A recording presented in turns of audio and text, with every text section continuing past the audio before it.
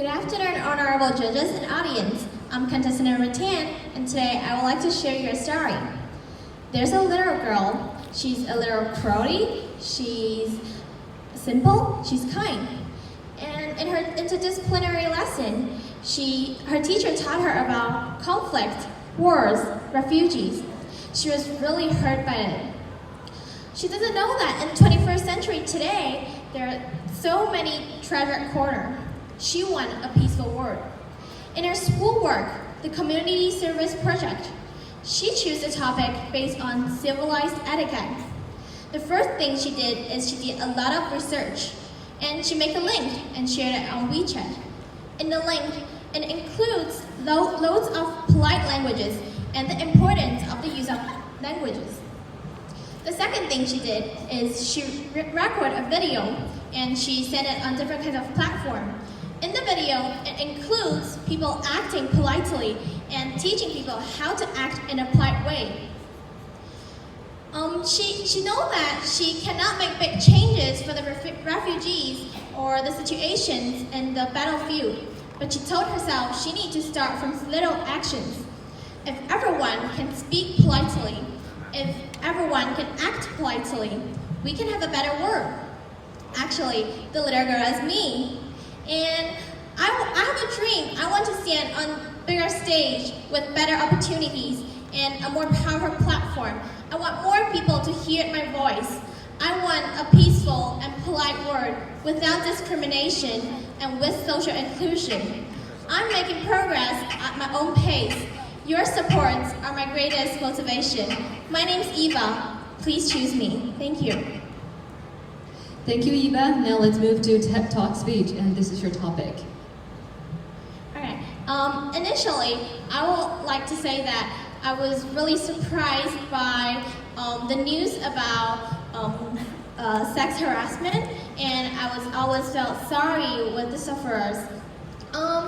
In 2017, there's a news about more than 50 women in film industry are suffered from sex harassment by a producer, and we can see that how big the number is. There's more than 80 women, and we don't think it is far from us. Actually, there are also many news around us.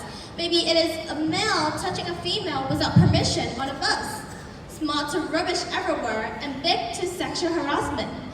All of us know that this will lead to negative impact, but less people are making real actions for changing.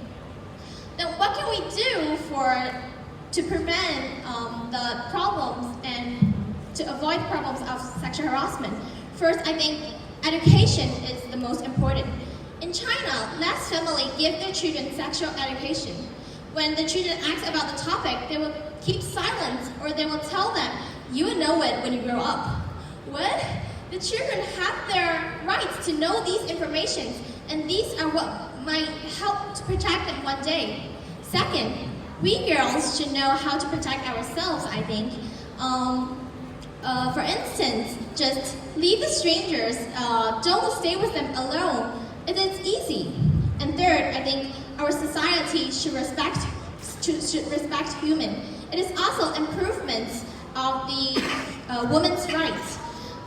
In some situation, maybe it's also because of the history and the traditional, humans are more likely to be obey than resist. So our community should give humans more encourages to let them their voice be heard. Thank you, Eva. Time's up. So now let's hear questions from the judge. What would your advice be for somebody who has experienced sexual harassment in the workplace from their boss? Would you advise them to quit their job or continue with the job? Thank you for your question, and I think that's a really problem that many people is facing now. I would advise that they can follow their heart.